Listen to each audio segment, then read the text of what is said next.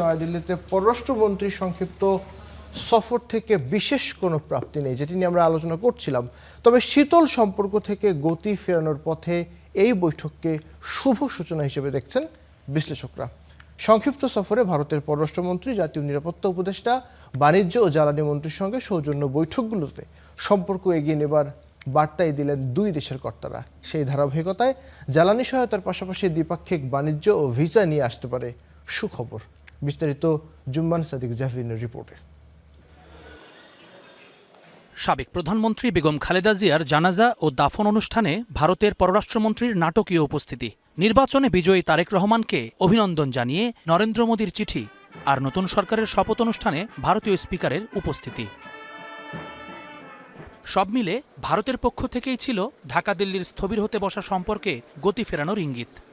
মরিশাসে ভারত মহাসাগর বিষয়ক সম্মেলনে যোগ দেওয়ার পথে দিল্লিতে যাত্রাবিরতির ফাঁকে বুধবার দুই দেশের পররাষ্ট্রমন্ত্রী পর্যায়ের বৈঠক তাই পাচ্ছিল বাড়তি গুরুত্ব, যদিও এই সফরে বিশেষ কোনো প্রাপ্তি দেখছেন না সাবেক কূটনীতিকরা।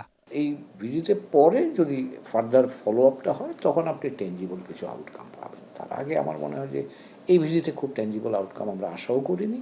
তবে দুই পররাষ্ট্রমন্ত্রীর বৈঠককে শীতল সম্পর্কে গতি ফেরানোর পথে শুভ সূচনা হিসেবেই দেখছেন এই বিশ্লেষক। একটা পজিটিভ স্টেপ, যদি সম্পর্ক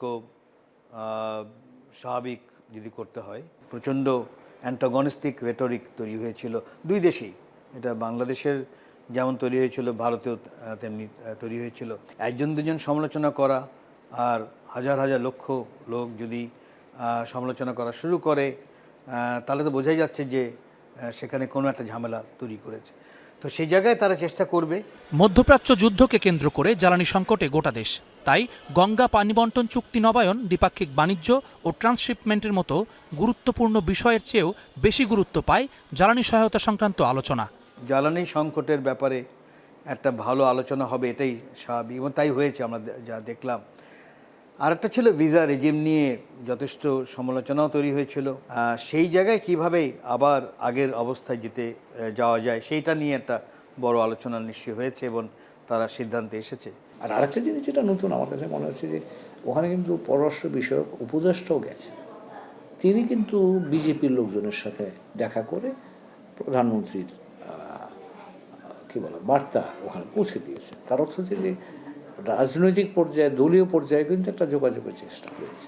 সংক্ষিপ্ত সফরে ভারতের পররাষ্ট্রমন্ত্রী, জাতীয় নিরাপত্তা উপদেষ্টা, বাণিজ্য ও জ্বালানি মন্ত্রীর সঙ্গে সৌজন্য বৈঠক করেন পররাষ্ট্রমন্ত্রী ও প্রধানমন্ত্রীর পররাষ্ট্র উপদেষ্টা। এসব বৈঠকে পারস্পরিক শ্রদ্ধা বজায় রেখে সহযোগিতার প্রতিশ্রুতিও পেয়েছে Dhaka. Jumman Sadiq, javelin, star news, Dhaka.